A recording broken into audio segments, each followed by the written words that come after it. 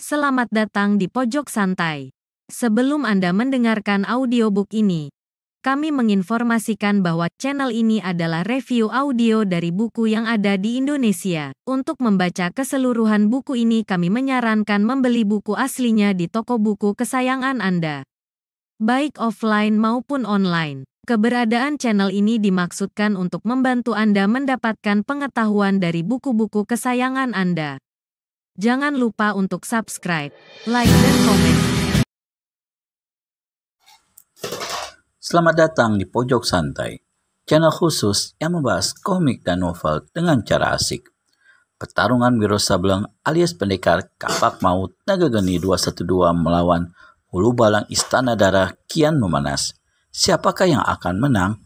Yuk temukan jawabannya di video kali ini.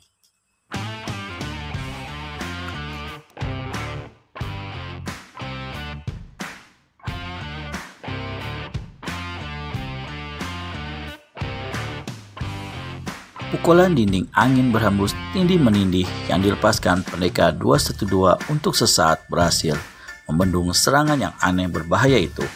Namun ketika Hulu Balang Darah melipat gandakan tenaga dalamnya, maka runtuhlah benteng pertahanan lawan dan secepat kilat jaring asap merah menyambar tubuhnya sebelah kiri. Pemuda ini terpukul dan terhuyung, sementara dari kanan ujung jari dengan cepat datang pula menyambar.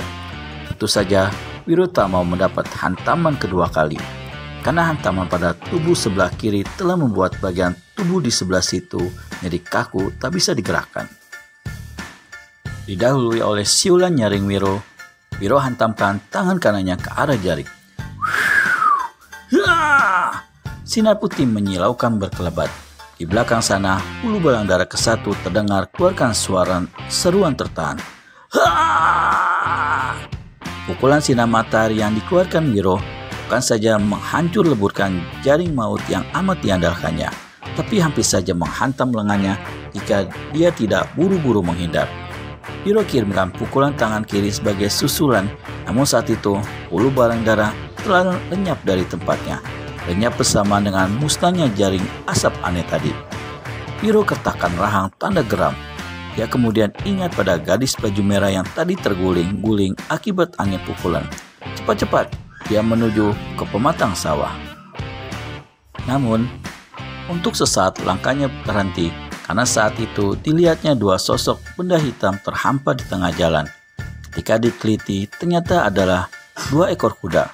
Yang pertama, kuda coklat belang putih milik si gadis. Satunya berwarna merah milik Hulu Balang Darah. Ternyata sebelum kabur, Hulu Balang Darah sempat membunuh dua binatang yang tak berdosa itu. Wiro dapatkan gadis baju merah terhantar di tepi pematang sawah. Sekelompok akar pohon mengganjal tubuhnya hingga tak sampai kecemplung ke dalam lumpur sawah. Wiro mendukung tubuhnya dan menyandarkan pada sebatang pohon. Dua mata si gadis terpejam, bibirnya membiru sedikit terbuka. Mukanya pucat pasi, pakaiannya robek-robek. Wiro menarik napas sesak. Dipegangnya kedua lengan si gadis. Dia maklum kalau dalam tubuh gadis itu mengendap racun jahat luar biasa yang bakal menamatkan riwayatnya jika tidak lekas mendapat pertolongan. Aliran tenaga dalam Wiro menghangati tubuh darah itu.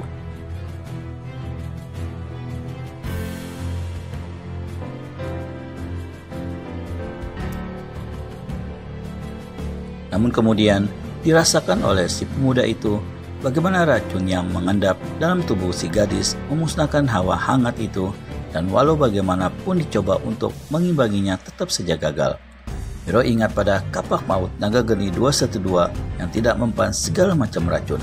Cepat dikeluarkannya senjata itu dan hulunya yang berbentuk kepala naga serta terbuat dari gading digenggamkannya ke tangan darah berbaju merah. Hawa panas mengalir ke segenap bagian tubuh sang darah, namun tak lama kemudian kembali sirna.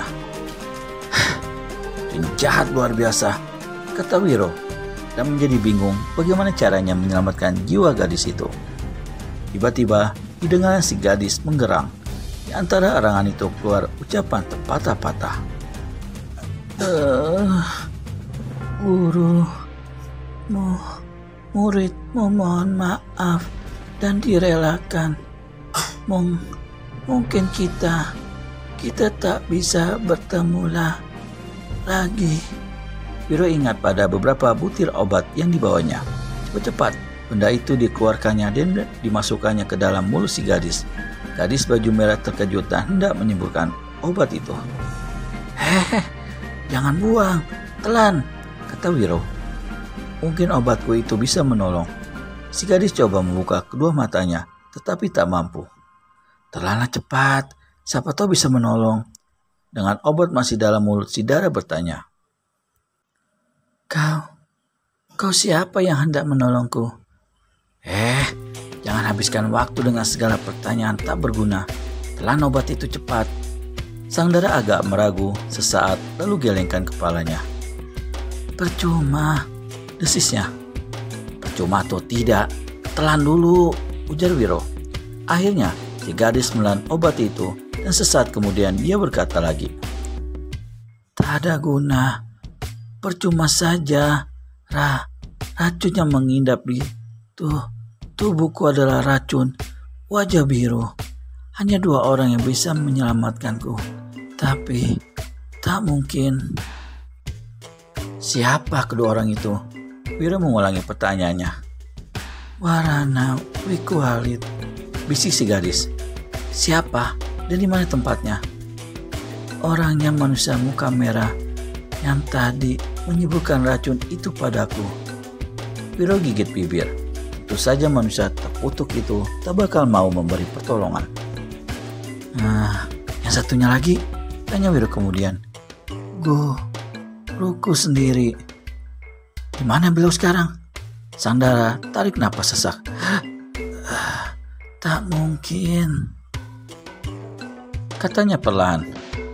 Apa yang tak mungkin? Tak mungkin kau bisa menolongku. Kenapa tidak mungkin? Tanya Wiro tak sabaran. Tempatnya jauh dari sini. Sebelum sampai, aku sudah mati di tengah jalan. Kita harus mencoba.